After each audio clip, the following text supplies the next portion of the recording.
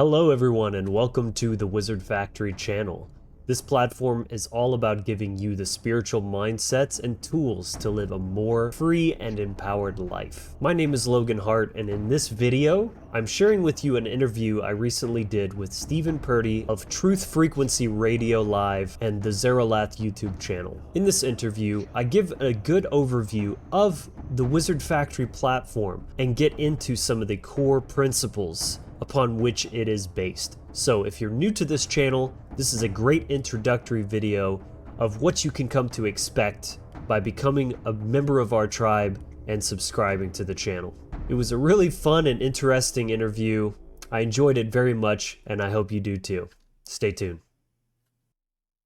How's it going, everybody? It is Zeralath. This is TFRlive.com. You are listening to Try Genesis because it is 6 p.m. on Sundays, Eastern Standard Time. We are here. Thanks for tuning in. Remember to check out the station and everything that the station has to offer, including our archives section where you can get back episodes of all of the shows of all the different hosts. And tonight I've got a special guest with us. This is my friend and colleague who I have been in on this angle of the scene, if you will, with my long history doing internet radio, going back a few years now. And Logan Hart is the founder of the Wizard Factory, which is a discipline that let me just give the introductions here. So Logan Hart is a passionate spiritual student and teacher, presenter, musician, singer-songwriter, producer, podcaster, voice actor, and entrepreneur. He is highly motivated, inspired by working with people, educating and assisting others with fundamental and empowering knowledge about the cosmic and mental laws of reality, and collaborating with other leaders and visionaries to bring powerful creations of truth, beauty, and freedom into the world. Logan is a featured content creator on the One Great Work Network, founded by Mark Passio, alongside many other top-tier truth warriors in the game. He is also the creator of the Hart Visions, a YouTube channel featuring his media and musical creations. And he also has the Wizard Factory, which is a holistic spiritual lifestyle platform that he has created. Its primary purpose is to share with others the vital knowledge and actionable solutions essential to empowering the spiritual evolution of the individual, to create a collective state of harmony, freedom, and prosperity for all, as above, so below, as within, so without. It is their mission to remember the human tribe and to empower, inspire, and encourage those on the path of the spiritual warrior. Their method is a synthesis of ancient and modern philosophies and traditions built on the timeless foundational principles of truth, morality, and cosmic law, and spanning the topics of spirituality, healing sciences, psychology, ancestral tradition, occult teachings, and spiritual warfare. TheWizardFactory.com. How's it going, Logan? Hey, thanks for having me on, Steven. All right. Great intro. Yeah, no worries. I just grabbed it right off the website and said, let me tweak it so it's me saying it. Yeah. So, for this audience who is perhaps, I think this audience knows a bit about Mark Passio, especially like the TFR audience that comes to me, versus anyone else who does, right? So the whole Mark Passio universe, because you dropped his name in there and whatnot. But the place I really wanted to start was like your background in becoming the kind of person that was going to go and create this Wizard Factory foundation that you're operating in. What got you inspired to do this kind of service instead of just something something that would be more personal, Yeah, well, I mean, it's been quite a process and a culmination in the making for me to actually begin taking those steps of putting myself out there. Obviously, many years of just study and spiritual transformation, going through different stages of consciousness, from being raised in a strongly, Christian and conservative standard Southern household, Southern American, and then going from that to, through phases of atheism, New Ageism, different aspects of the political spectrum until fully recognizing kind of and adopting as my fundamental premise occultism, anarchism, and what I consider anarchism is the political, natural state of humanity without all the indoctrination and programming that's been foisted upon us. And then animism is that, but the religious side. It's the religious anarchy, basically the default state of the human being in direct relation and observation with nature. So that's kind of my journey. But as far as creating the Wizard Factory, I guess it could be looked at as a process of course, always starting as a student, really taking in a lot of information from, of course, Mark Passio, people like Jordan Maxwell, Michael Tessarian, even what's his name, Larkin Rose, and David, David Kokesh. Is that right? Adam Kokesh. Sorry. Adam Kokesh. Adam Kokesh. Yeah, it's been a few years. David, he's become a little bit irrelevant at this point, but I did actually learn a right. lot from him in my early. Yeah. He used to be on RT, right? That guy? That's the one you're talking about? Yeah, I think he was actually. Yeah. I remember him. He had a lot of good stuff. Yeah, he's got some red flags as a human, but his work was very useful in my deprogramming process. So, everything in stepping stones. And then I started kind of posting on Facebook like 6 years ago. I mean, I was posting before and nobody really paid attention, but once I became a truck driver and I started posting really consistently for a few years, I started building more of a following. I started doing more like live conversations just on Facebook, having different people on. And then I started having some of those conversations with the co-founder of the Wizard Factory, who is no longer a part of the platform due to some very unfortunate series of events. But regardless, those early conversations were very well received. So we decided, hey, let's kind of just make this a thing and get that going, and has been building some slow but steady momentum over time. And now, as I said, I've kind of taken over full capacity as the sole member of the platform. So that's where we're at now. Excellent. And so, like a lot of people, everybody gets inspired to like quote wake people up and give them like knowledge to power and everything else, right? And your platform is inherently titled the Wizard Factory. The implication that you come here to come out the other end, all of a sudden being able to do Doctor Strange shit, right? So, like how when you sat there and you came up with the concept for the Wizard Factory, like we see how you're doing it, but it was like, how did you go through that process at that time and said like, I think I can make a magus out of anybody? Yeah, it's a great question. The idea was exactly that, of something that was almost like an assembly line style of, because the efficiency of taking it to the online space, and, it's there readily available for anyone who wants it.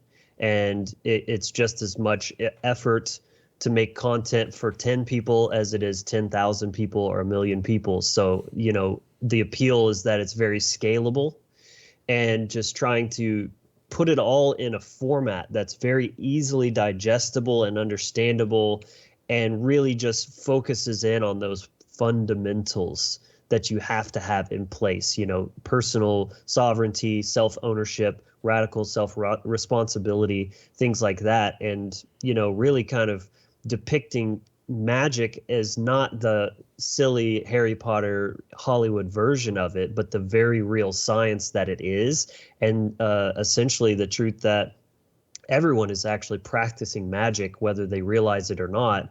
But if they're unaware of it, it just means they're really bad at it.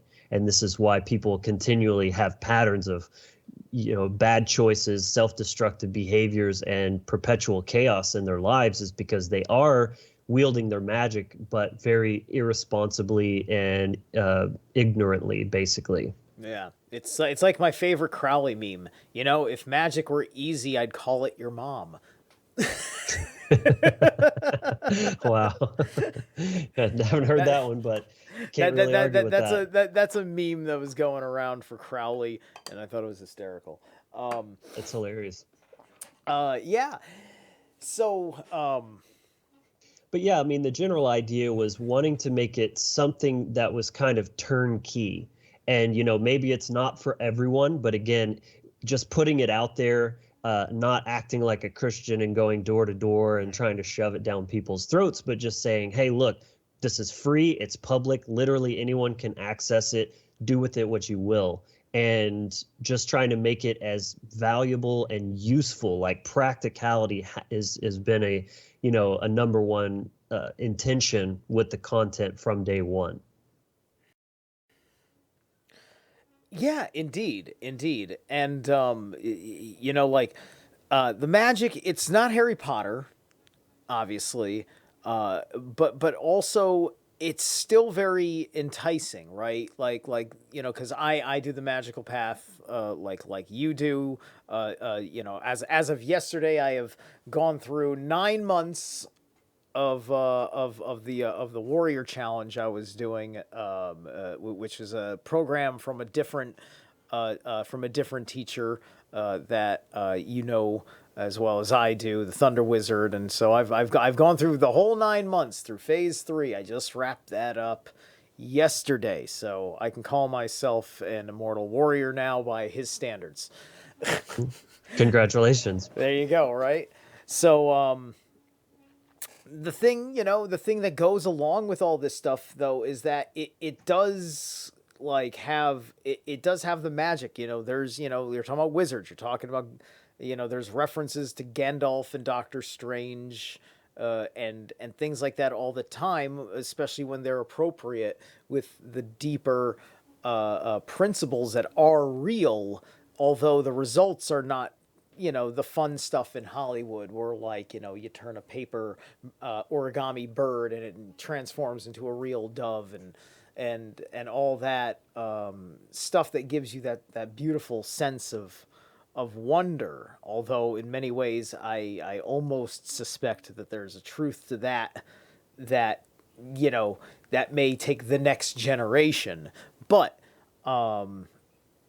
for the young guy who's coming in here and is looking at it yeah, well, why do you want to call it magic if it's not like Harry Potter anyway? Aren't you, just what is it really like? Well, again, as I just said, if it's not practical, then what use is it, right? So it has to be something that's very real, very boots on the ground spirituality, and something that can be applied. The word wizard comes from the word wisdom, or to be wise. A wise one is essentially what that is. And understanding the natural law trivium process, wisdom is the third stage of the trivium, which means knowledge applied. So you have knowledge, which is just raw information. The second stage is understanding, where you're integrating that knowledge and coming to truly understand it, not just being able to regurgitate the information, but truly understanding it. And then wisdom being the application and putting into action through that. So that is essentially what magic is, because that 3-step program or process is what brings about the manifested result in reality. That is how I define magic. That is a very real, no nonsense depiction of what it truly is just your understanding of the laws of nature that govern the cause and effect dynamics and how to bring about a certain outcome that is in alignment with your individual will, what you're desiring or intending to create through your actions. So that's essentially, in a nutshell, what magic actually is. And so to be a wizard is simply having that wisdom, the knowledge and understanding of the universe and how it operates, and then having the courage and will to put that into action and actually bring about an intended result. So good magic is you did what you set out to do and didn't have all these unintended consequences and side effects. With and with this path, right? Because there is the taking of ancient principles, ancient symbolisms, because there's an inherent understanding of history and culture that goes into this application, right?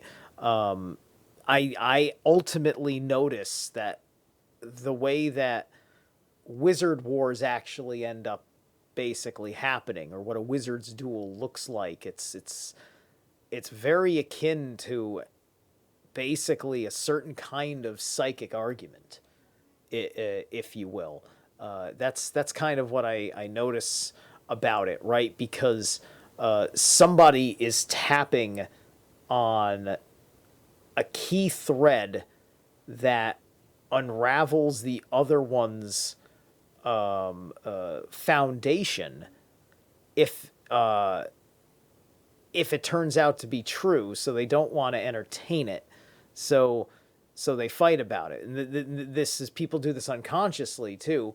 Then there's a lot of ones that you think, because they have a mystical way of the world, they end up doing it. And, you realize that they've got their own insecurities about what something needs to be, or they just, or they've just made up their mind about other kinds of people that have challenging ideas. Right.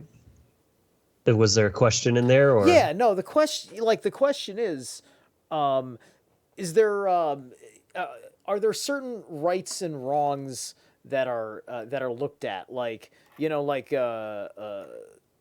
I know that the channel doesn't bring up, for instance, Thelema a lot, right? A lot of people, they hear about something that's talking about making magic, they're like, ooh, I wonder if Thelema is included in what you talk about, or something like that, right? And are there things that are excluded? Because I know that your platform has a lot of open source qualities, which brings in just the breadth of all the things that fit together and create the beautiful mosaic of the way the universe actually works, right? So what about some of the nuances between different systems, ones that are accepted and rejected? Yeah, that is the ultimate idea behind what I do. I consider myself a syncretist. And that's the simple idea that truth is universal and it is consistent. So it doesn't matter what practice, what tradition you're coming from. If it is true, then it will overlay and overlap perfectly with another concept, idea, pathway, or tradition, which is also true. You may have different names for it. You may have slightly different practices and approaches, but truth is self-evident through its results, right? It's a scientific method, just like anything else. If you want to understand the veracity of an idea, you take it to the lab and you test it. You put the variables in line, you take the action, and then you gauge the results. Did it have the intended effect that you were going for. So again, I like to take the approach that if your ultimate goal is truth, then the best way to find that is to have a very broad scope in where you're sourcing your ideas from, being able to piece and patch them together in a way that is coherent and harmonic and has the attended outcomes, of course. And something that doesn't fit is a red flag. And it's time to take it back to the lab and take another look at it because something's not matching up. And this is the danger of conforming to a dogmatic system, a religion of sorts, which is how most people operate mentally. They're terrified of thinking for themselves, of figuring things out for themselves. They're in a state of cosmic childhood or infantile mentality where they are not willing to be responsible for themselves. They're unwilling to take risks and step outside the beaten path to find things out for themselves. They need something that seems legitimized and official and canonized. And this is just, here's the instruction manual. You do everything here, and this is what you believe, and everything will work out great. But this is the formula for cult indoctrination, time and time again, and it's a very dangerous place to operate in. So again, I take the syncretic approach of not putting my brain in a box and pulling truth like a buffet. If it works, take what you like and leave the rest. And you don't have to identify with some particular doctrine or something along those lines. Yeah. I think that when it comes to being willing to step into that world, you have to you either have to be interested in breaking or distancing yourself from people that are going to be very critical and judgmental of the new questions you're pursuing in your perception of reality, because I find that some people find it very, very strange that you're completely deconstructing something that everybody takes at face value or takes for granted, and it can be very. I think that's one of the hardest things for anybody in the journey is that you're rewarded well enough for having a certain amount of social status, and to have your social status, you have to have that social connection, that bond with other people, and so you seek for the agreements that make you feel loved, trusted, respected, and accepted, and that gives you a line of social credit. And that seems to be the way the human condition is functioning, that you'll do just fine if you obey everything and keep your social credit secure. Yes. Culture is the third arm of the unholy trinity of mind control. It's the invisible one, right? Religion and government are the two others that are a lot more obvious, not obvious to many, clearly, but even to those that are semi-aware. Culture is the really tricky one because it's something we're raised into, and it goes so much deeper when it's used in that cultural format. Humans have such a very deep intrinsic primal fear of being excluded from a group. It makes sense from a survival perspective. In the old days, if you were cast out of your tribe, that was more or less a death sentence. So there's this very strong fear of standing out too much, going against the grain, and risking that ostracization. So that psychological concept is highly exploited in human beings through cultural manipulation, social engineering, and is really used to demonize anyone that is thinking outside the box, walking their own path, rocking the boat, so to speak. So it's extremely important, I think, to be very aware of that, and to just, as best you can, try to let go of that fear, because it's controlling you, it's enslaving you, and keeping you tethered to that. But if once you let go of that, you're really free to be truly who you are and not be assimilated into some sort of Borg-like mentality, and just kind of find your own pathway to truth. Yeah, indeed. I only wish more people were that much more hungry for it. And sometimes I get very, very dark and pessimistic about it, and I say the Matrix just hasn't hurt you enough yet, has it? Right? And that's all that it is. You haven't realized how it preys on you because you haven't been selected from the herd as of yet by the wolves or the lions, or whoever thinks they have a right to your flesh. There's a deep reconstruction of your very epistemology, right? Because Wizard Factory gets into all manner of philosophy and psychology, and I think epistemology goes without saying also when you're getting to a metaphysics level of understanding something as present as your own mind. In us. Here we are. We're at break. All right, we are back. What's going on? It is Zeralath here on Trigenesis. Is the bottom of the first hour here on TFR Live, and I am here with my friend and special guest, Logan Hart of the Wizard Factory. And we are having a big conversation about Logan's work, the work of the Wizard Factory, and getting into the weeds and the details of how Logan operates his platform, and showing you what is up with it for you to check out for yourself, because there's an amazing breadth of information, and it's my honor to try and give him a boost over here on my humble little show.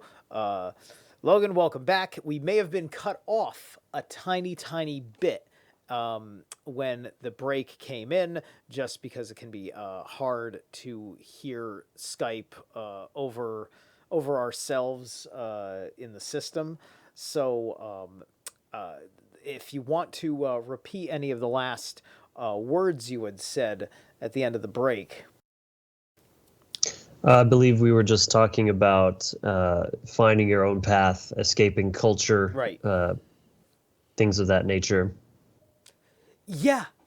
Precisely. The forging, the ability to forge your own way, into freedom, or at the very least towards getting answers.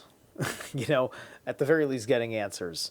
Right. And I had brought up how things like your very epistemology will end up getting uprooted, because a great deal of your work gets into completely changing the way you live and interact with not just society, because we were talking about that recalibrating through, basically going through that hermetic path of the hero's journey, and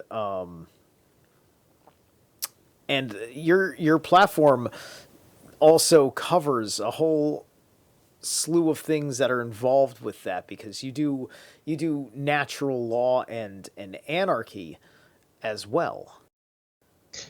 Right. Well, I call it's a spiritual platform, and this word gets used a lot, gets thrown around a lot to mean one thing or another, but and of course I'm just now going to give my own personal take on that, but to me, spirituality isn't just about one specific aspect of consciousness. It is consciousness itself. It is the universe and the human experience. essentially. It is, the universe and our place in it. That's how I look at it. And so when you take it from such a broad perspective like that, there are so many facets that go into that to complete the picture. So some people just think, well, it's about non-attachment and meditation and all these kind of new age things, or they think, well, it's just well, I'm a pagan now, so paganism is my spirituality. And while that can be a pathway to get you towards that end, I mean, my personal take is that if you're missing any of these big pieces, you're, it's a pathway, it's a journey. So it's not that you're not spiritual. Like I said, it's the same as your magical practice. You're spiritual regardless. It's just that if you're really, really, really asleep and unaware and ignorant, then your spiritual advancement is just very low. There's no such thing as not spiritual. It's just that you are in a state of unbegunness, essentially. And so that is to say, as you move down the path, you need to explore different worlds that all connect towards the overarching theme of spirituality, but that really complete the picture. So for me, again, the most important fundamentals are the understanding of anarchy, or just another way of saying you're not a slave. No one owns you. No one has the right or claim over your body, your mind, the fruits of your labor, your property, any of that. And you're responsible for yourself. So that's like probably the biggest one. And plenty of people that call themselves spiritual are still locked in the statist mindset that, well, we need just a little government at least to ensure that we're not just running around eating each other and looting and burning shit to the ground, because that's what most people are interested in doing, right? We all know this. Mm-hmm. It's just it's original sin basically projected on from the political perspective. And again, I do consider most religions, organized religions, to be anti-spiritual. They are antithetical in philosophy towards those fundamental aspects of personal sovereignty, self-ownership, and true spirituality of evolving in consciousness. They're very stagnant and just put your mind and soul into a box. But even and those are like the two big ones, really, I think. But from there, there's much more to explore. There's occultism, which is still very prevalent. And again, it's all ties back into the same thing. They're not really separate. They're just different angles to approach it, because the occult is nothing more than psychology of self and psychology of the cosmos, right? The inner and outer worlds. And then things like polarity, which is just one of the Hermetic principles. This is one whole aspect in and of itself. This has been a more recent thing for me as I'm going on my journey, and I've taken in and come to understand, I'm not a slave. I don't believe in government. I don't believe in religion. Those are, slave systems. But then, I got interested in the occult and studied that. And just in the past year, I've gotten really, really interested in polarity, practicing polarity. And that is to say, not just in terms of, everything has a masculine and feminine, there's the sun and the moon and all those kind of like ethereal aspects, which are very important to understand. But it's really where the rubber meets the road, is embodying polarity. For men to be men, women to be women. Yes, I'm talking about gender roles, and no, that's not oppressive. In fact, thinking that the genders are the same and trying to just homogenize these two very distinct polarities That's what's enslaving people. And this is why there's so much confusion in the world that we see around gender, because it's another mind control program that's running, and it's absolutely wreaking havoc on people. So this was a big wake up call to me of like, I've been aware of the concept of polarity for quite a few years, but through certain personal life experiences that I went through, a pretty difficult and painful breakup, and I had to take a look in the mirror and say, you know, what did I have to do with that, the way things played out? Where's my role? Because, you know, again, with the, like, my personal philosophy and what I teach at the Wizard Factory is all about personal accountability. There's no power in being a victim and blaming everyone and everything else but yourself. So I essentially took on that responsibility. It's not to say it was everything to do with me. A relationship is a commingling of two different, distinct, autonomous people. Right. But owning the shit that's mine and being like, so, but, you know, what was my role in how this all went, and understand, and coming to realize that inverted polarity on both parts was really the biggest contributing factor to that, you know, that outcome, basically. So then once you make that realization, okay, well, what am I going to do about it? And then again, fully taking responsibility for that and being committed to growing through those difficult recognitions of yourself.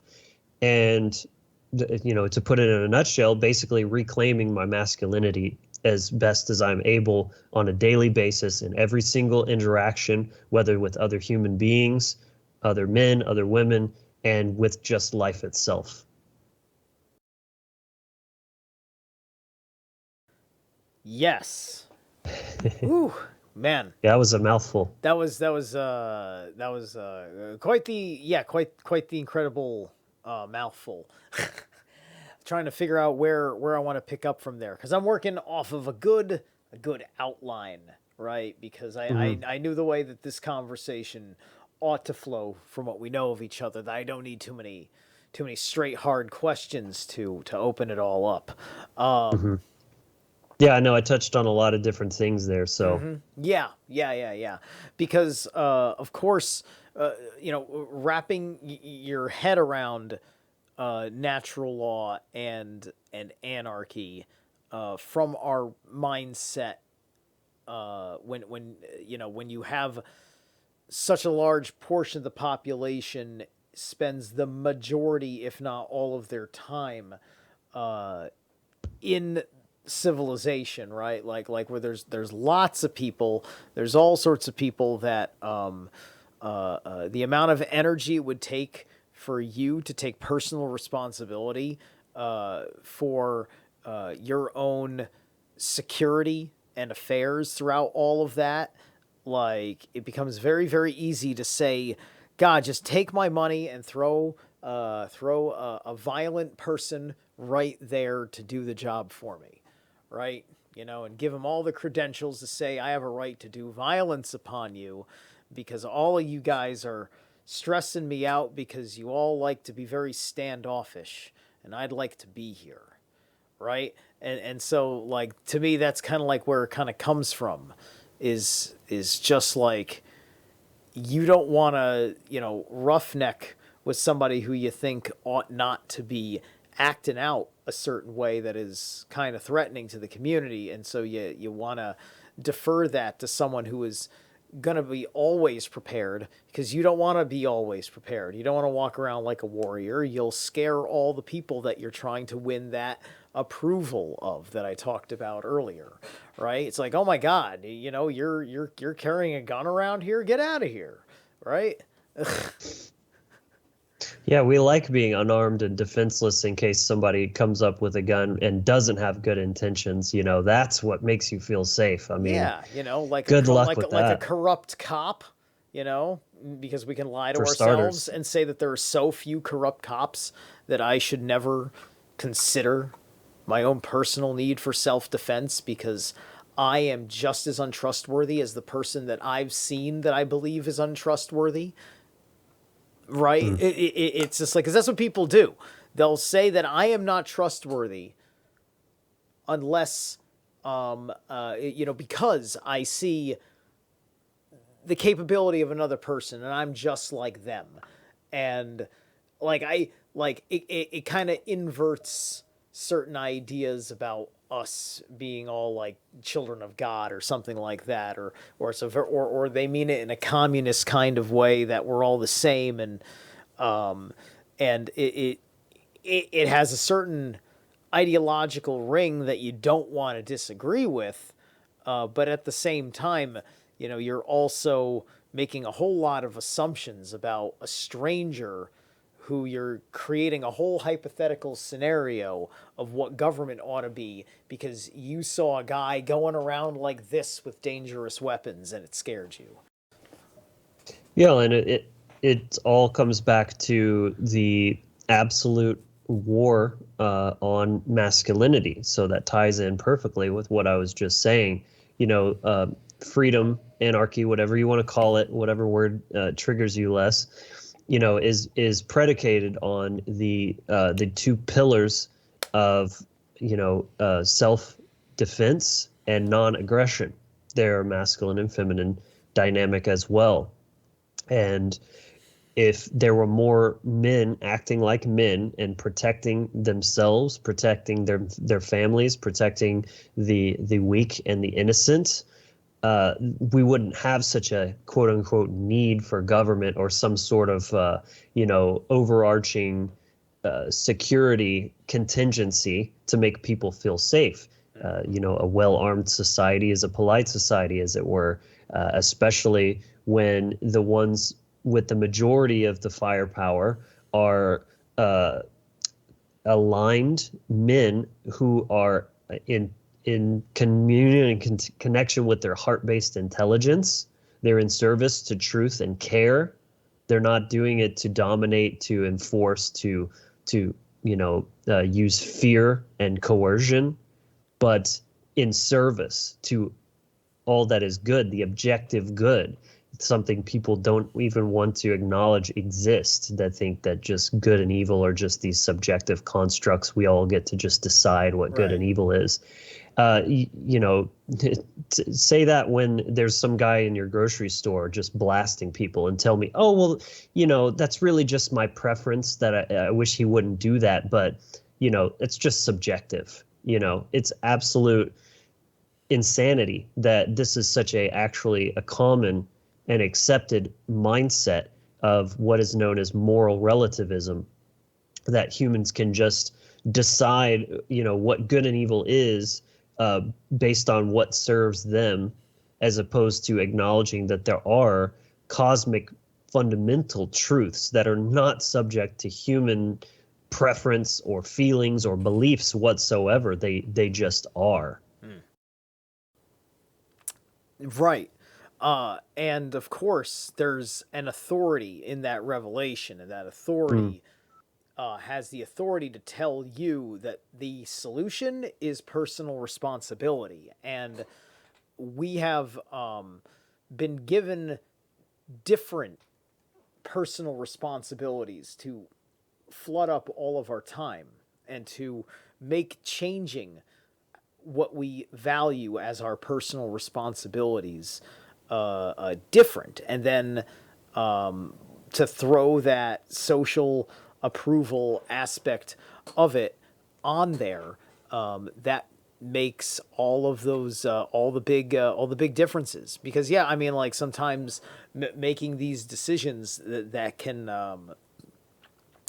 threaten your job, and that's a real tough thing when it's going to undermine your entire concept of how you have anything in this world, because you want to do good work that is valued, and you are rewarded for your good work, so that way you can enjoy having a good standard of life.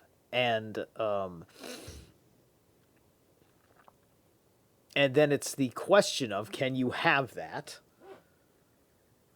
and is it worth it to have that going through this process, which can be a little bit more painful. Well, I would see that as a depiction of the toxic masculine, where he's trying to embody this provider role, whether for himself or for his family, but he's doing it through coercive means, or in a way he's earning his livelihood through a method that is causing harm. It is not in alignment with natural law, truth, and morality. So it's an inversion of that instinct that men have to be providers, but then they take on this thug mentality of, I'll do whatever it takes for my family, even if it means hurting other people. And that's not right. Yeah, that's right, and that really gets into the family thing, right? Because of course, the most central approval going on between us is is family itself. A young person, it's that struggle to not fall out of favor of your parents, because your parents, they may be they may be helping you out with a lot of things, and so you can have a hard time doing things that they're not going to understand, and will revoke their support because you're not doing something on your end, because you're practicing like weird things, and are oh my God, are you not paying your taxes? Like, what is wrong with like these kinds of things pop up, right? Like, I have my issues.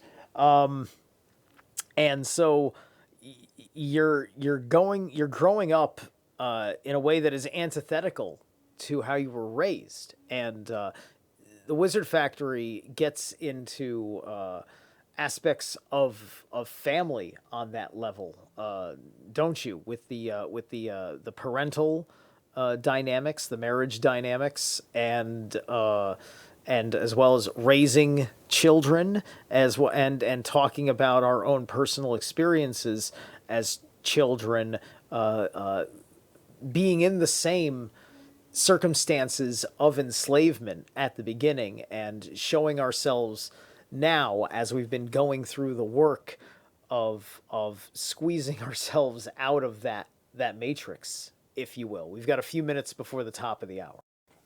Yeah, absolutely. I think that parenting is a very overlooked aspect of philosophy, and especially when you're looking at, philosophy with the intention of how do we make the world a better place, right? Because if it's not for that intention, then, I mean, aren't you kind of just mentally masturbating, to seem smart and pontificate your presumptions or whatever? But, what's that for? Again, always taking it back to practicality, usefulness.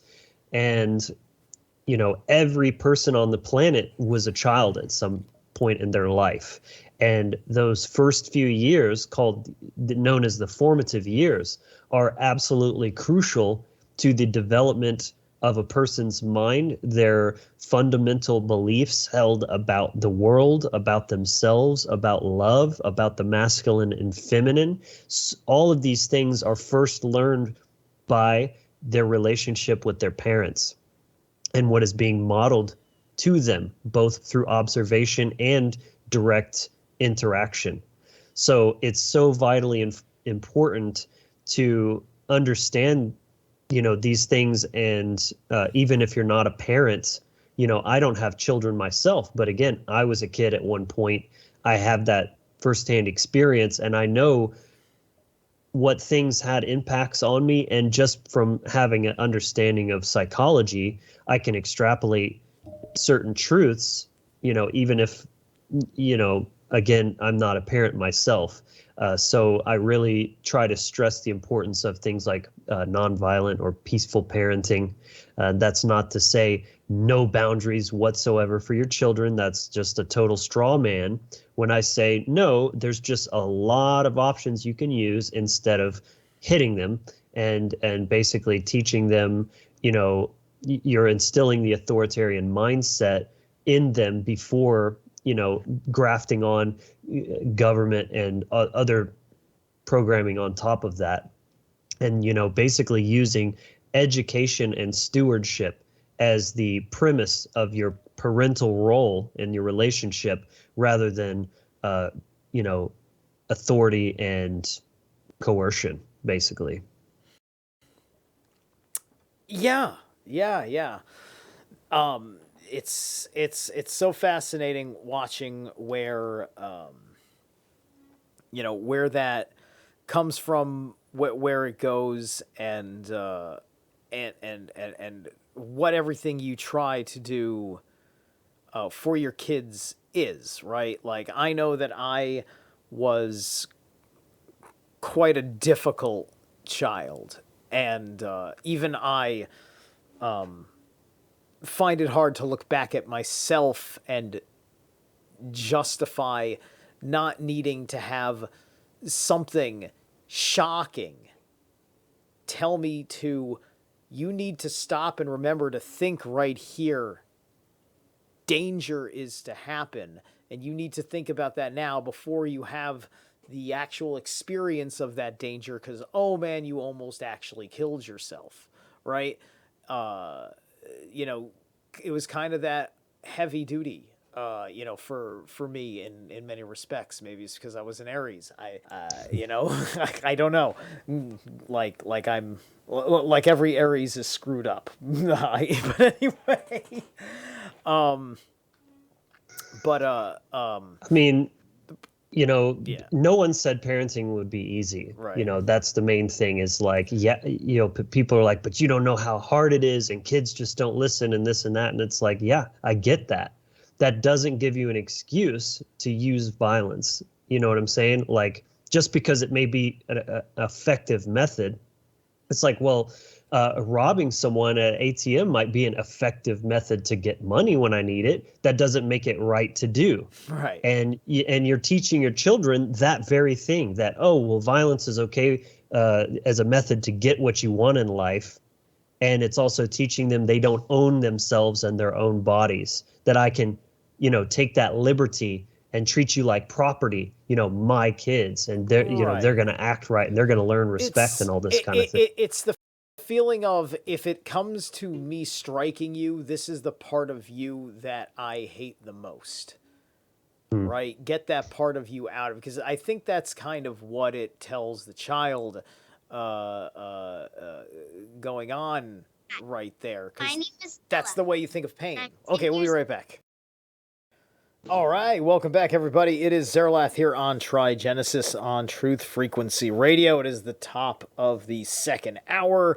You've been listening to me and an interview with my friend and colleague, Logan Hart of the Wizard Factory, and we've been going over the breadth of subject matter that is available in conversation with the Wizard Factory platform, and all of the services that are involved. In fact, because we were just talking about things like parenting and discipline before the break, and I want to continue talking about that and say what we got to say on it.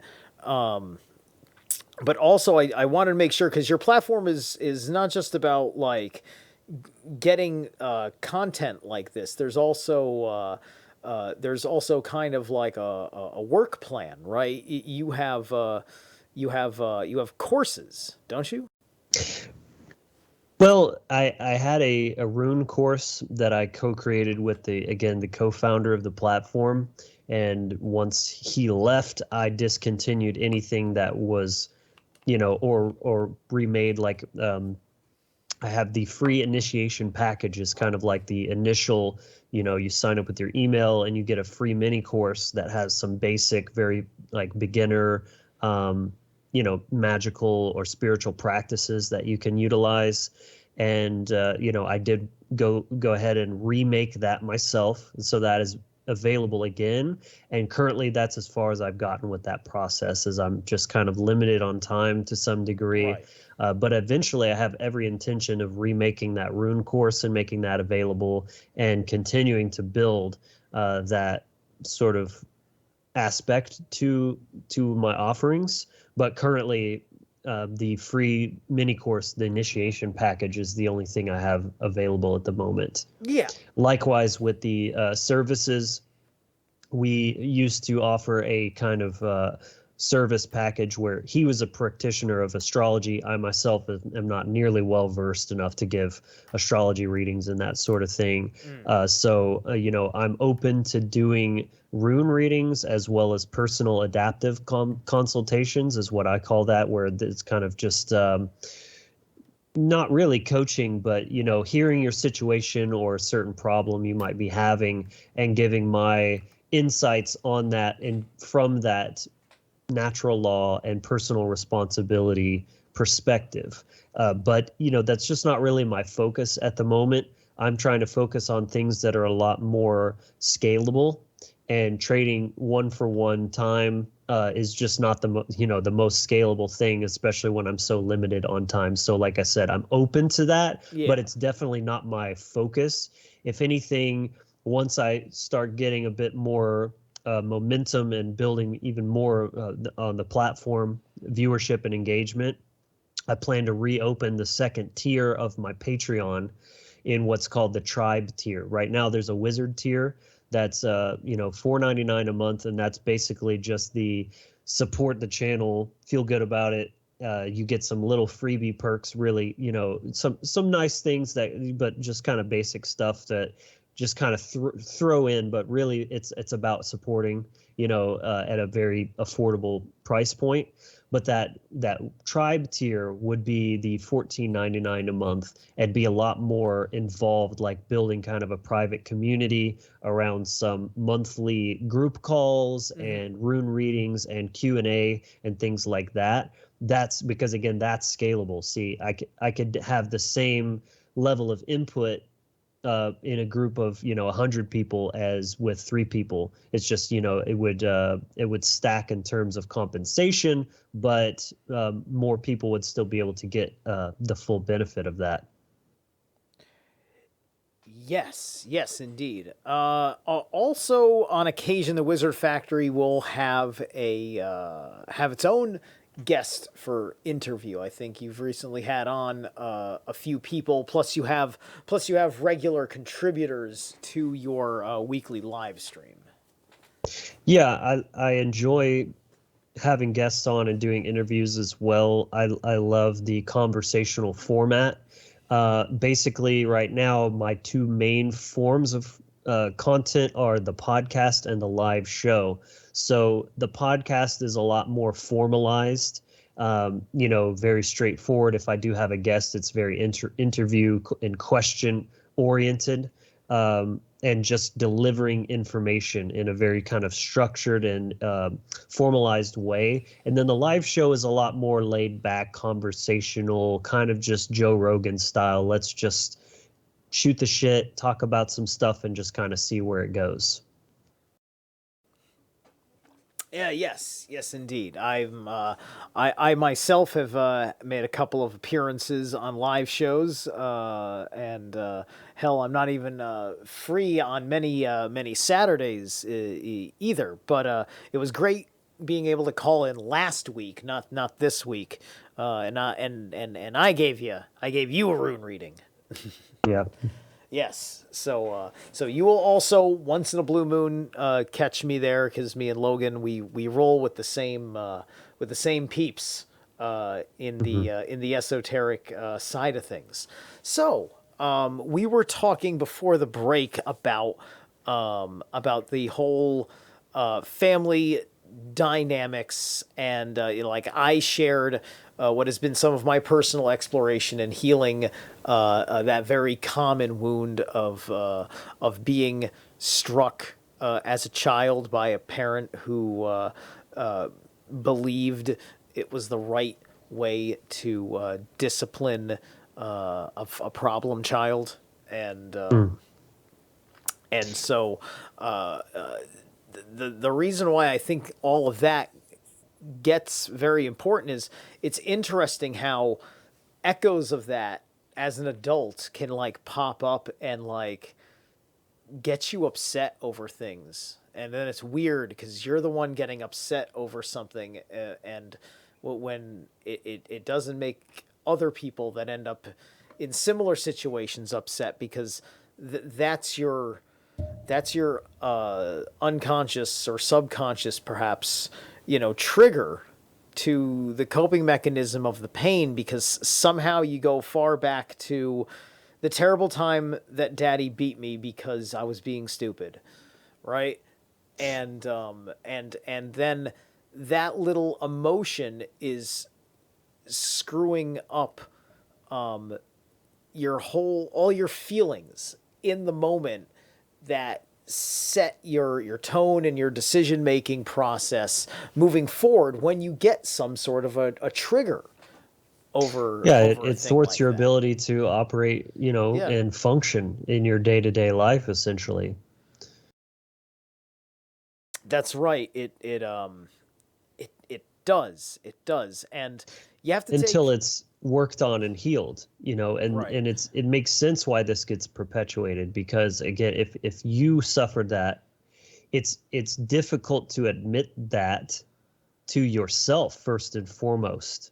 And this is one of the biggest problems when it comes to this whole dynamic of spirituality, healing, uh, consciousness is, if you have to stop lying to yourself, because if you're lying to yourself, you're never going to get anywhere. You're just caught in a unconscious feedback loop.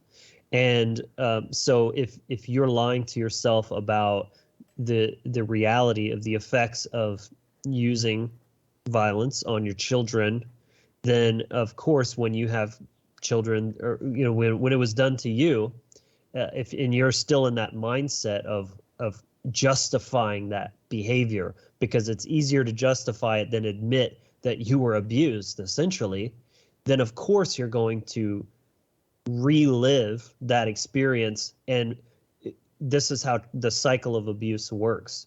The victim then becomes the abuser. They take on that role and they pass that pain on to the next person. In this case, tragically, your own children.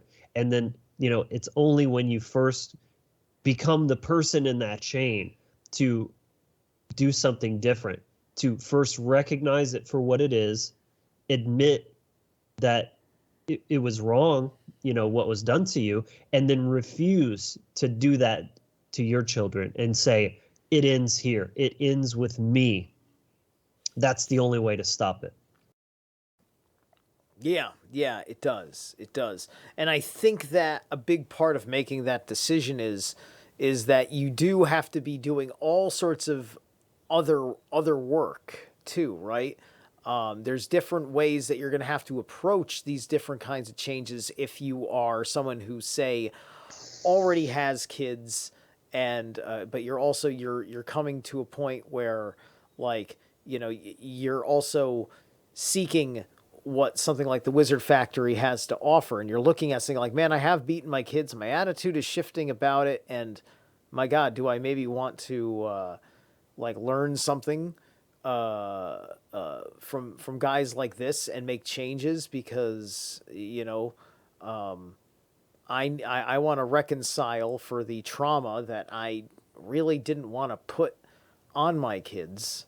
Mm-hmm. Like, I think that there's different levels, right? Because we're having the kind of conversation that hopefully is preventative. Because I think both of us have a larger appeal to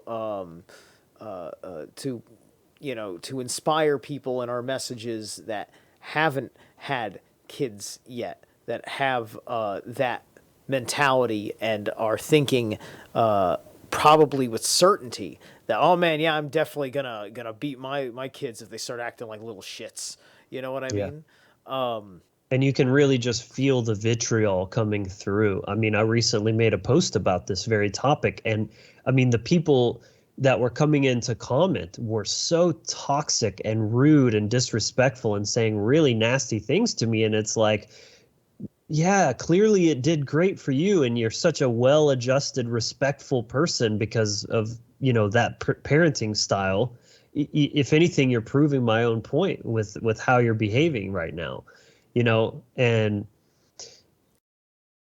Right. like I said, These yeah, people, go they ahead. may they may all have out of control kids. I mean, like I had a lot of my out of controlness. Like I wanted to be doing my own thing. I wanted to be in my own world, and I didn't want to learn nothing about anything. I probably unconsciously was sabotaging my own schooling, which was also a covert blessing because it made me immune to mind control, but it also gave me arrested development. So hard choices. I think that this topic, corporal punishment and statism go hand in hand because they feed one another. It's spanking is basically the statist mindset applied to your children, that violence and force is how you get people to behave, and vice versa. Spanking instills that mindset in Yeah. children so that they grow up and they are willing to accept that via the control system of government. So they go hand in hand. And by being raised generation after generation, they're instilling that authoritarian mindset in a child where, any good cult leader knows you want to get the children, right? What is learned first is learned best, the principle of primacy in psychology. This is the most fertile period in which a person is very susceptible to imprinting of occult and cult techniques that use trauma and coercion. That's how it all works. And I guess we're on the topic. I'm presenting on this topic of mind control for the Funnel 3 presentation. It's a online free conference, 2 days, put together by two of my good friends, Will Keller and Chris Jansen. This will be the third one they've done consecutively in every year, and it's an absolutely incredible event. The speakers, Mark Passio is there, Richard Grove, just absolute powerhouse lineup of speakers. I think covering a range of topics that all, again, like I was talking about in the beginning of this episode, to maximize your spirituality, you want to be taking in a wide range and have a very holistic understanding of different topics and how they all fit together. Absolutely. I think you guys have James True is going to be making a presentation there as well. James is cool. I met James at his Providence event last month in person, which was really neat, and so I thought it was great when he popped up on board with Freedom Under Natural Law, because I know that a lot of his ideas didn't jive so well with some of these other groups that kind of all sorts of weird stuff was going on there. So I was very happy to see him, like, just as like a happy accident, because like I didn't see him coercing or setting things up with anybody in my world, like just all of a sudden out of the blue, oh, he's associated with Mark Passio's people. Oh, that's neat. Yeah. Yeah. So anyone who wants to get involved and register for that, it's again a completely free event. I mean, you'll learn more in those 2 days than you'll ever learn in your 12 years of schooling. That's for sure. You can go to freedomundernaturallaw.com and register for that. I'm very excited to be a speaker and presenting my presentation on mind control. Yeah, that sounds excellent. I'm excited for you. I can't wait to hear the presentation myself. A lot of people, I think, need to understand. I think it's more important nowadays to get into the nuance of mind control in ways that kind of transcend the memes, right? Because we've gotten the mind control memes going back to, Nazis and the Matrix and all this stuff. But I think if 2020 taught us anything, is that mind control has a very different application, and there's a relationship there between the influence of the common media, which would be television. It's common because it's that thing that everywhere in the public square you're force fed as the assumption of reality, versus the most popular of your preferential choices in social media, the your particular influencer, right? And just like any other person who becomes a celebrity or an influencer and gets to have a microphone in front of enough people, intelligence agencies are going to want to control you, so that way you don't just willy-nilly say what's on your mind and get other people to have epiphany. Yeah, I think most people that are semi-aware of this idea of mind control anyways, and know that it's at least real and not just, again, some just Hollywood kind of version of it.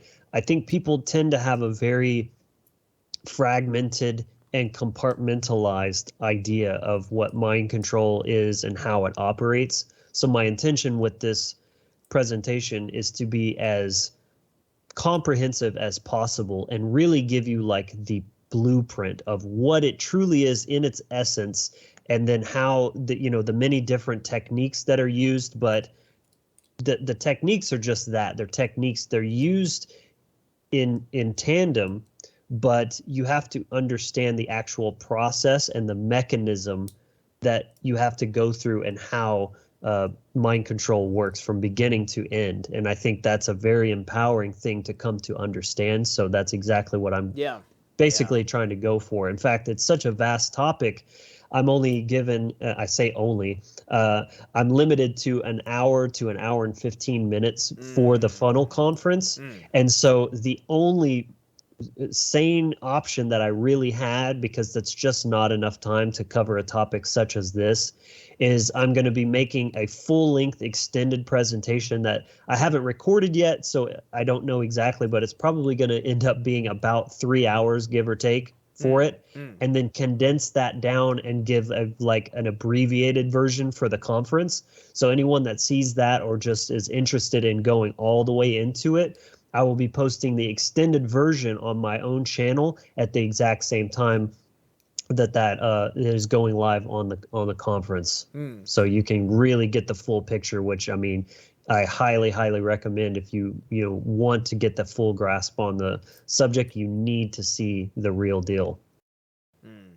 Will you be touching upon any of the aspects in the psychology with the, I guess the split personality would be the most mundane way of talking about it? How the mind controlled subject, flips into someone of a completely different personality and set of memories. Yes, absolutely. I touch on what is known as trauma-based mind control, and how a key component of that is how trauma basically fractures your identity, your sense of self, and then is putting your mindset in a state that is very open and susceptible to trauma bonding with mind control programs and running those, basically. So yes, I touch on dissociative identity disorder, schizophrenia, those type of things. These are byproducts of trauma. So trauma is the common theme. That's the thing that makes mind control truly work, is some form of trauma through all outright violence, coercion, manipulation, gaslighting, things like this are different forms of trauma, but the effect is a cumulative effect that erodes the person's sense of self and confuses who they are or who they think they are, and then they latch onto these different identities that are pre-designated mind control programs designed to get them to behave in a predictable and manipulatable way. Yeah. I think I remember, I didn't see Split, but I did see Glass, which featured James McAvoy playing the Beast, who, he had all these different personalities, one of which was the Beast, which was kind of like a beast man that would give him a little bit of a physiological changes, as he would seem to almost hulk up when the personality of the Beast was coming forward. And because I know that some of these MK Ultra type of situations, similar to certain kind of like trance channelers, that there's variant physical changes, at least in facial like structure or whatever, that kind of seems to come on, like it's not just an act. There's something weird that actually changes with a person with that personality coming through and riding the skin suit. We're talking about you're talking about demon possession, right? Like this dark sorcery is also the same fundamentals for demon possession. We got about 3 minutes. Yeah. I mean, it's a whole wacky world, all of that stuff. And I mean, I'm open to the idea that there is some truth to this concept of entity attachment and possession and things like that. I'm not going to say that is completely, falsehood or fairy tale stuff. However, oftentimes when someone appears to be under this sort of influence, it's actually just unhinged aspects of themselves. They're wounded and enraged ego that appears to take over and has a very primal, animalistic, aggressive type of demeanor.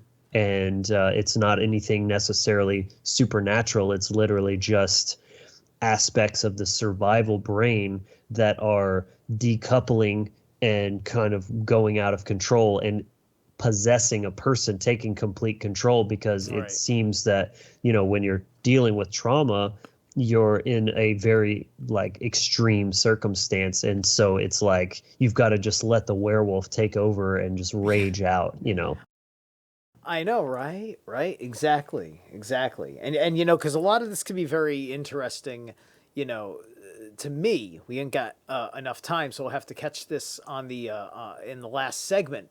But you've known me for a long time, and you, like everyone else, has seen the, oh wow, Steve, is that actually you? Because there's a lot less of me, and now I am so much more.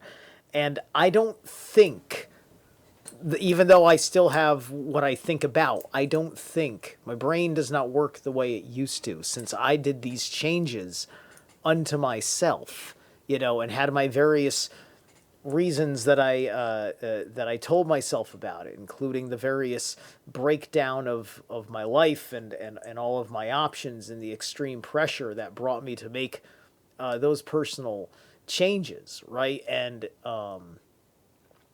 so, as a person who is thinking different, I'm also doing different, and now I am different. I physically don't look like I've ever looked this way before. And that is, maybe that doesn't mean that much, because everybody who works out goes through that experience. But I find it interesting that nobody talks about how that's the experience of people that work out. And we should be hitting the last break right about now. Here we go. So, Logan, respond to that on the other end. All right, welcome back, everybody. It is Zerlath on Trigenesis. This is the last segment of the show before the end. It is 7:30 p.m. on the East Coast, and we have been having a kick-ass conversation with my friend and colleague, Logan Hart of the Wizard Factory. And we were just talking about, before the break, Logan's excitement over his presentation that he is putting together for Funnel on MK Ultra and mind control, or probably mind control, but we'll mention MK Ultra, I would assume. And a little bit. yeah.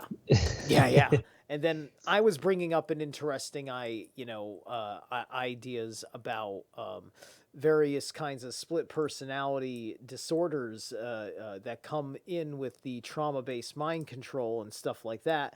But then I also brought up an interesting point about how I very much feel like a completely different person because of my own personal changes that I personally self-initiated. They were the choice of a lot of pressure from the world, but but I did a lot of soul seeking in what I wanted to become, and I didn't think it was going to really change me on the inside the way that it did as I was changing on the outside. Yeah, I tend to look at spirituality as not necessarily the becoming of anything, but rather the unbecoming of who you are not, the revealing of your true self in layers upon layers that become buried in, as we were discussing before, these false identity concepts that we latch onto to create a sense of wholeness left by this trauma-based mind control system that we're living in. And so there's a difference between your personality changing due to some sort of trigger that is creating like a trauma response, as opposed to what you seem to be describing as more of a spiritual process of unbecoming who you are not and actually dissolving those layers to reveal who you truly are at a deeper level and allowing that to shine through. And the physical transformation, though it is powerful, that's really just a, as within, so without. That's just a correspondence of an internal transformation that you've been going through. This is why I think the idea of, using the state of the body as a gauge for attractiveness, for example, is usually misunderstood. It's not so much that a person is inherently attractive based on the state of their body. I think what is more attractive about that is by being in a physically fit condition, you're displaying externally that you have an internal mindset of self-improvement, of strengthening yourself, of self-care and taking good care of your body and, eating good foods and things like that. And that is what's actually attractive. Yeah. I'll say this. Ladies, it's okay if you've got a muffin top. It's okay. I saw you on the treadmill. It's all right. It's all right, sweetheart. You look gorgeous. I mean it.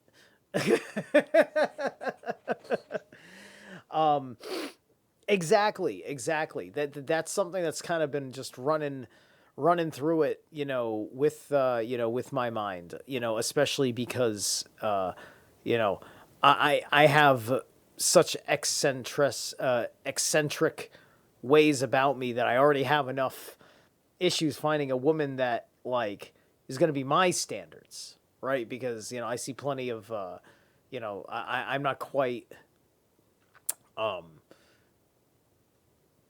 when you're strange like me, you have to have a chick who's kind of strange like you at the same time. It kind of becomes necessary because otherwise it's just like she's not going to understand you enough to respect you. It's kind of like the way that I've experienced it. Yeah, I mean, a unicorn is not necessarily attracted to your standard just brown mare. You know what I'm saying? Like you got to find another unicorn to run and frolic in the fields with, right? That's it. Yes, unicorns. They're on the other side of the rainbow, I hear. There's apparently some surgery that'll get you there. Oh God. Okay, anyway, that was a bad joke.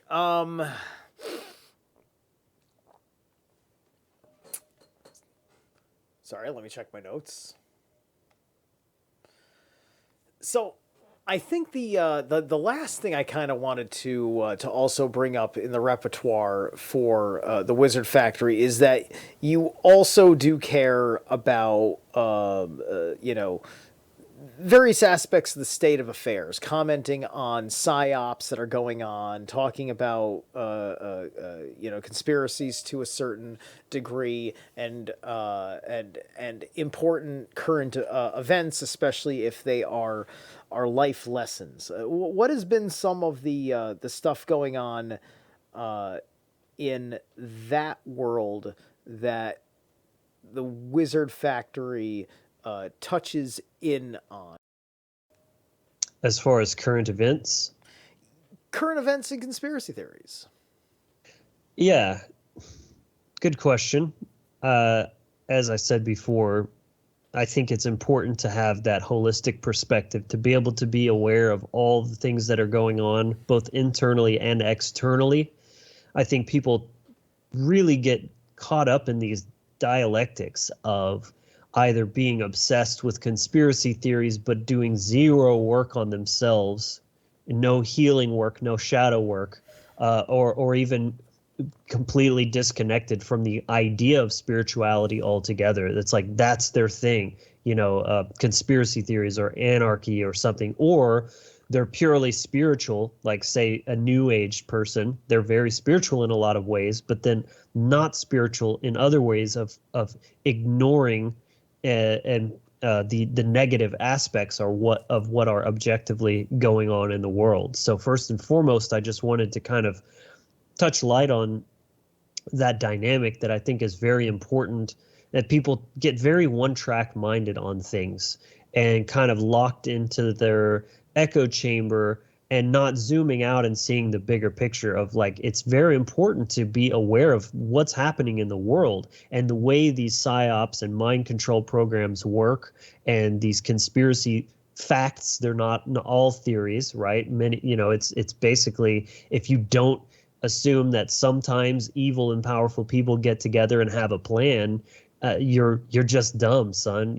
That's a very ignorant and naive position to take, first of all, but also not neglecting your own personal transformation and healing the wounds caused by this psychopathic and anti-human system.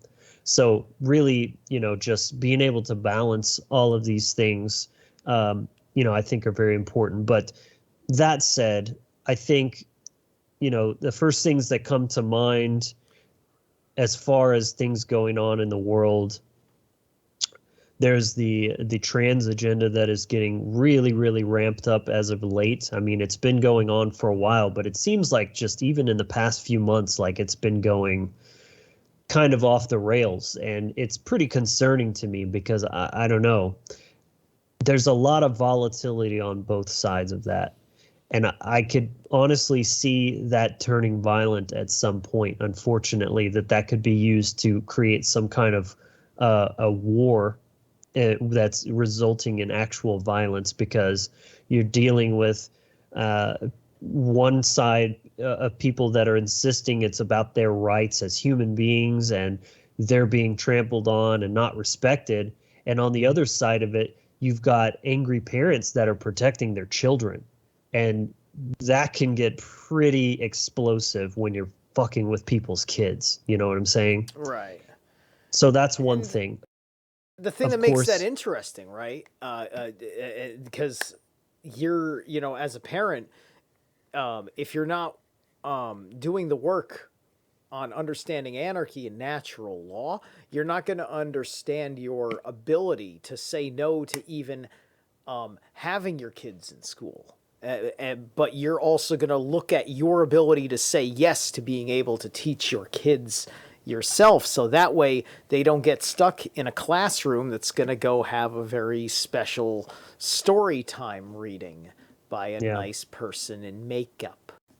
That's a great point. I think that's extremely important for, again, parents to take very radical self-responsibility. If you're finding yourself constantly complaining and disturbed and outraged at things that are going on in schools and towards your children, and yet you refuse to remove them from the school system, then I think, you're not considering all of the options, and you're not taking full responsibility for what you're subjecting your child to. It's like getting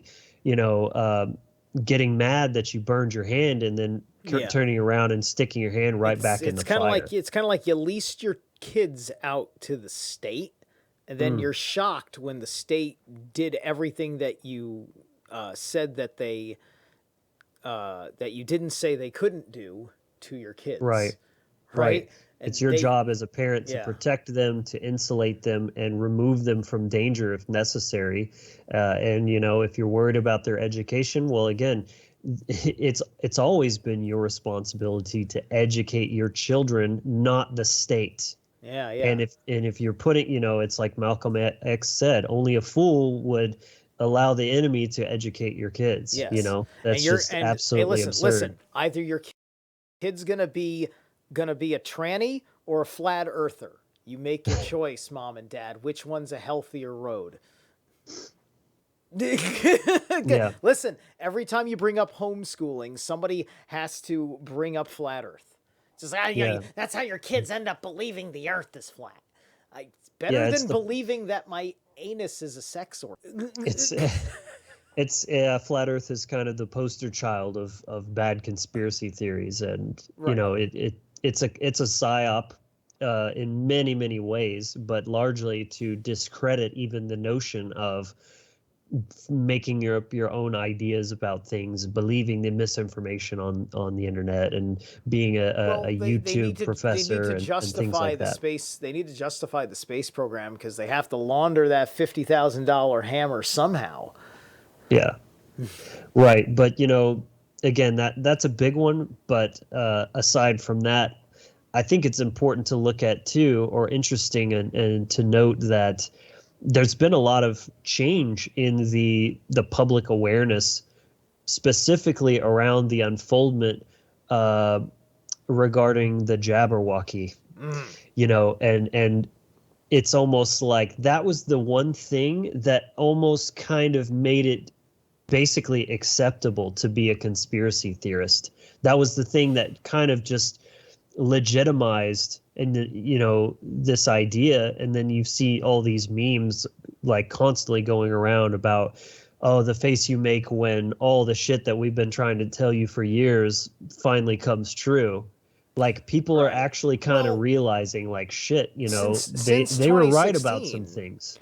Since 2016, they were insisting that we believed in certain conspiracy theories. Since 2016, because for whatever reason, they wanted us to believe that things were not going their way, and maybe they weren't, right? But the politics of the day, all of a sudden, there became certain conspiracy theories which would sound like the kind of crap that you would hear in a 1970s or 80s Tom Clancy model about, like, the communists have infiltrated the government, is now all running around, with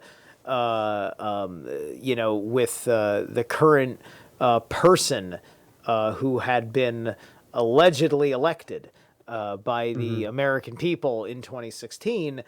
And now everybody had the goddamn Ruskies on their mind, like the Cold War never ended, and a bunch of people were just gung-ho for that, which is why we have the issue with the people that stand to urinate. Unfortunately, this movement of trutherism, of conspiracy theorist mindset is of course, as they always do, co-opting and being lumped in with basically the right. So they understand they can never have complete and total control. So they have to have the blatantly obvious tyrannical authoritarians, and then they have to have a controlled opposition Right. that seems to be the good guys. That's what the right is for, because they at least understand the general idea of freedom, maybe Yeah. not in the fundamental aspect of, like, but they think that they're for freedom. The left Yeah. don't even mince words. They hate freedom. They'll tell you that right to their face.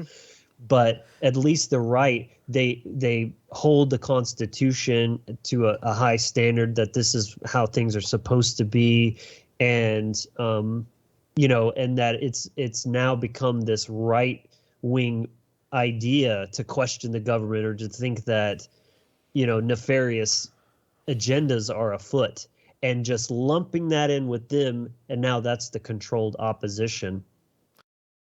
Right. And right. And there were plenty of truthers that threw a whole lot of wrong stuff, out there, but I think all of that was there. Like, you're looking at like a board of conspiracies, right? And you're a guy, you're taking your time to throw a dart and hit the conspiracy on the head, but there's a whole bunch of monkeys that run into the room and they throw poo at the wall at the same time you throw your dart. And you may have hit a bullseye, but now nobody cares because your dartboard looks like shit. Because a bunch of monkeys came in and they threw shit at the dartboard. And that's what it's like. But I feel like it's been like that for a long time. I think it's been like that for a long time. And I think that one of my lessons that I learned is that going about the research of conspiracies in a way where you think you're going to get something effective by going and influencing what you think is a salvageable institution, like, say, an institution of academia, the media, or politics, or something like that, is like more of an effort in futility, because it's more about your neighbors. 2020 taught me that it's more about your neighbors, right? Because They're the problem, it was right? it was the paranoia of the twofold conspiracies that were initiated in 2016 between the two different psyops for each political ideology, and then that got shifted into what it needed to be for 2020. And that's when my eyes opened up about just the whole approach. It's like, oh great, all the conspiracies are real, and I was completely wrong about how to deal with them. Like that's how I felt by the end of 2020.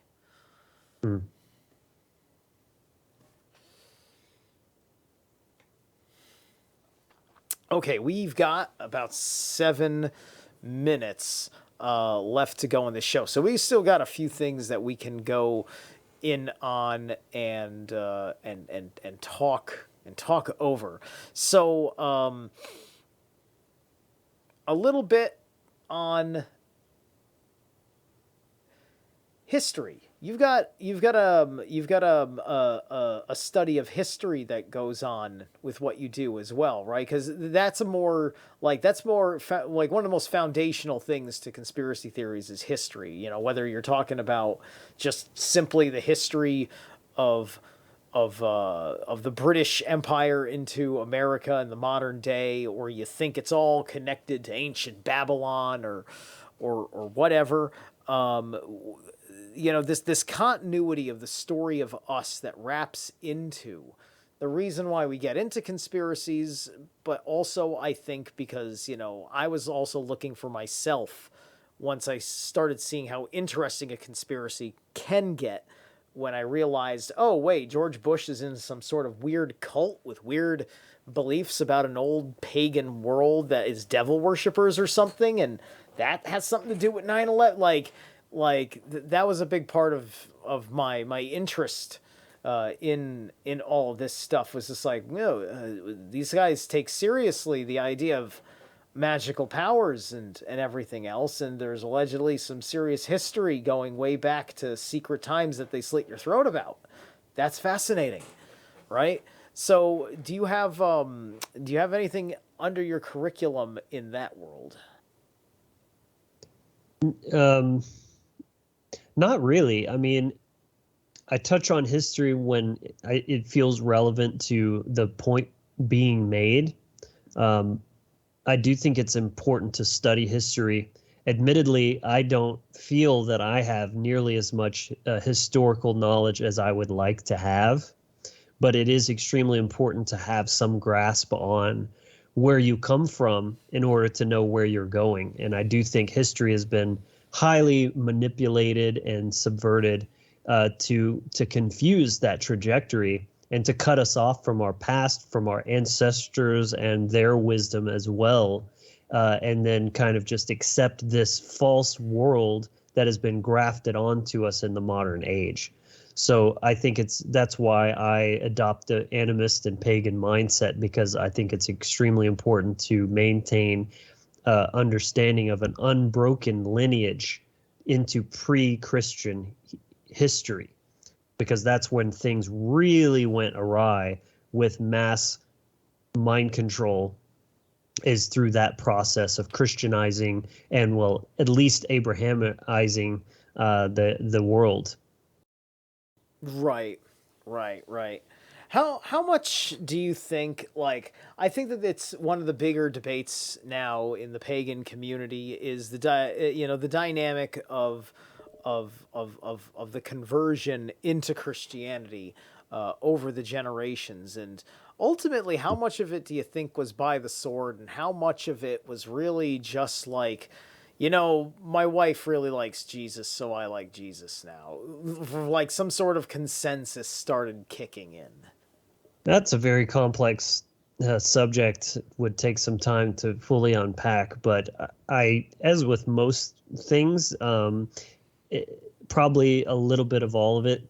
I definitely, would suspect that some were easier than others to convert. Some, were fairly easy to win over. Some took some mental trickery, and a lot of it was them taking pagan concepts and figures and sort of just shuffling them around a little bit, and then they're like, see, it's just like yours, you just change the names and then just come on over to the other side.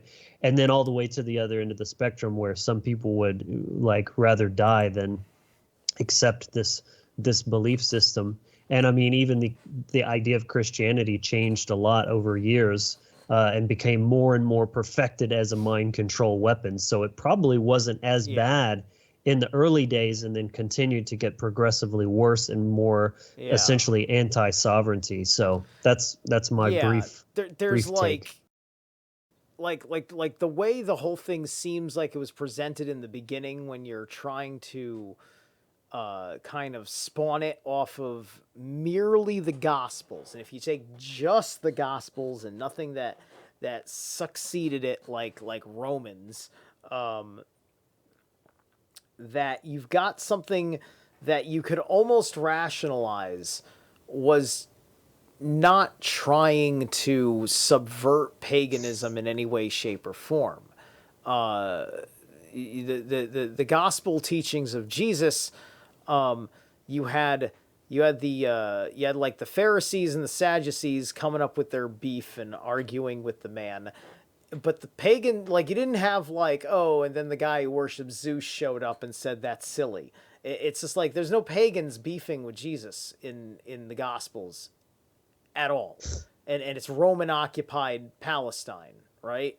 So, like, one has to ask yourself what precisely was going on with what like, I don't think we were ever meant to be Christians. I just think that Jesus was just like, hey, pagans, apply this. Just apply it. Just apply it. See how you like this level of kindness, or something like that. That's really more what it kind of felt like. Yeah, perhaps. Well, it looks like we're about out of Yeah. time. If we want to, Take about 30 seconds to a minute and do the last plug for the Wizard Factory. Yeah, thanks for having me on, Steven. It's been a really enjoyable conversation. Hopefully, everyone in the audience enjoyed it as well. And if you're interested in checking out more of my work, come to the Wizard Factory on YouTube primarily. Got a ton of content, hundreds of videos, and always putting up new stuff every week at least. From shorts, 1 minute videos, all the way to multi hours, and of course I've got my presentation coming up, so there's really something there for everyone. Check out thewizardfactory.com, and that'll give you pretty much access to everything that I have, and you can find all my links on social media at linktree/thewizardfactory. That should be able to link you up to, if you'd like to follow me on Facebook, Instagram. I'm pretty active there as well. So again, large, wide array of different types of content, something for everyone. So Excellent. Be happy to have you. Thank you. All right, that's the end of the show. Thank you, Logan. Have a good night, everybody.